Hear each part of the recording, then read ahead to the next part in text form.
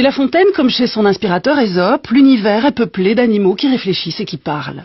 Il y a les animaux qui flattent, comme le corbeau, la grenouille est vaniteuse, les moutons suivent, les goupilles sont mues par une ruse cynique, la cigale est dispendieuse, la fourmi parcimonieuse, le bœuf est sage et le cheval est prétentieux.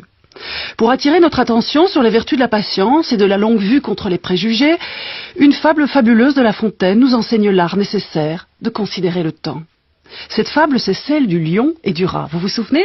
Il y a un lion, roi des animaux, métaphore du pouvoir, de l'autorité, de la force absolue. Il y a un lion et puis il y a un minuscule rat qu'épargne le lion. Est-ce par calcul que le lion épargne le rat? La chose n'est pas dite, en tous les cas, La Fontaine ne nous le dit pas, sauf qu'il suggère qu'un lion, par principe, n'a que faire d'un raton, que dès lors un lion et un rat ne sauraient jouer dans la même cour, qui est naturellement, pour le lion, la cour des grands. Mais voilà le lion, tout puissant qu'il soit et qu'il s'estime, le voilà qui est pris dans un piège et qui pourrait mourir. Le rat se précipite à son secours, sourd à tout préjugé, et ronge le filet qui retient l'animal prisonnier. Et c'est ici, exactement, que La Fontaine dit cette chose merveilleuse. On a toujours besoin d'un plus petit que soi, et d'ajouter que patience et longueur de temps font plus que force, ni que rage.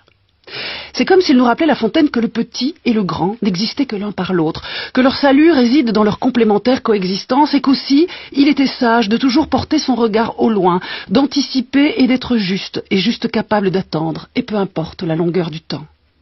Savoir attendre serait une autre manière de dire qu'il faut du temps pour devenir ce que l'on est, ce que l'on voudrait être et ce qu'ardemment nous désirons. Attendre pour comprendre que les choses sont ce qu'elles sont, comme elles sont, indépendamment de nos croyances et de nos aveuglements. Attendre que passent les choses et les êtres que l'on ne peut retenir parce qu'il faut qu'ils passent. Attendre patiemment, sans forcer et sans rage de trouver sa place entre les plus petits et les très grands.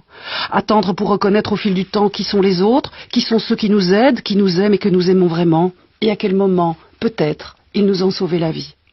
Car si l'on en croit La Fontaine, quelle que soit la place que nous occupons dans le monde, chef d'entreprise, sans emploi, artiste, amant, étudiant, ouvrier d'usine, nous avons toujours besoin d'un plus petit que soi, ou seulement par nous jugé petit parce que dans notre ignorance, nous le supposons tel.